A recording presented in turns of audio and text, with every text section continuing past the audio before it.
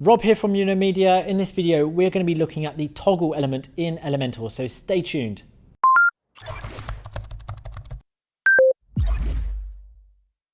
At Media, we help companies to grow and thrive using the latest tools, tricks, and marketing techniques. From websites to online marketing, automated sales funnels, social media, and much more. We're always releasing new content on our YouTube channel, so make sure you click the like, subscribe, and notification button to make sure that you don't miss out. Just before we get going, I want to tell you about an exclusive offer we have on at the moment. We're giving away free access to our paid Hub platform to the first 50 people that click the link in the description. We're going to be putting this link in the description of all of our videos, so make sure that you get in there as quick as you can.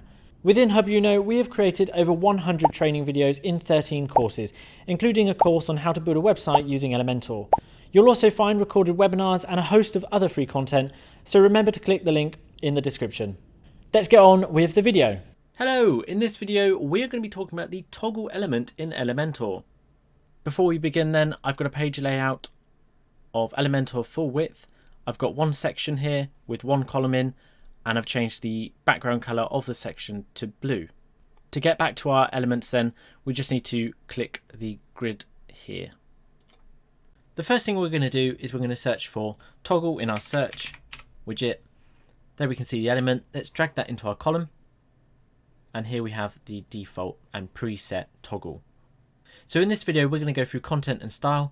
A lot of the advanced options have their own videos, so go and check those out. Let's go back to content. Here you'll see a very familiar list system like a lot of the elements in Elementor.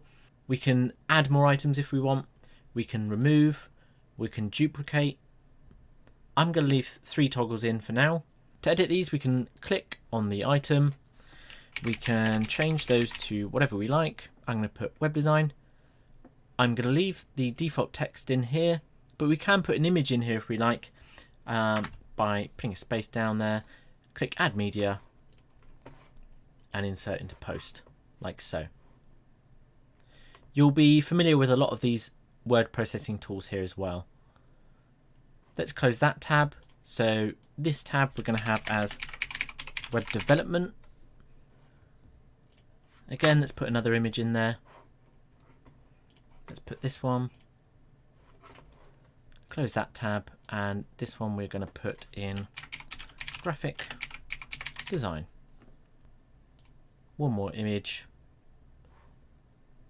And let's put that one in. Let's close those tabs up then. Next we have our icon. So we've got the default icon and the active icon. The active icon is this one, for example. It's the arrow that's pointing up, and the default is this one pointing to the side. We could have no icons if we want. We could upload our own SVG, but if we go back to the icon library, we can select the icon that we want. Let's go back to here and find it. There we go. Insert into there, and we'll leave the active icon as it is. Then we've got the HTML tag for the titles. So it might be that these are subheadings to you, so you could put these at H3 if you like. I'm going to leave this as div. That's it for the content of a toggle element. I'm going to pause for a moment so you can add your own toggle element in, and then we'll come back to this and style. Let's go up to style then. And the first options we have are the toggle itself. So we've got the border width. I'm going to put this up to 5. We can change the color. I'm going to have it as white. You can see that the border in this case only applies to the bottom part of each toggle. We've got the space between, so that's the space between each toggle. This will be a bit clearer in a moment when I add the box shadow. Let's turn that on. The box shadow we can play around with. We can move it around horizontally if we like. We can move it vertically. Let's leave it on that. And we can change the blur and the spread. Let's leave it on that for now. We've also got the position as well, and we can change that from outline to inset if we like. I'm going to leave it on outline. I think it looks better. Let's close that. Then with the title, we can change the background color, and I'm going to choose the green.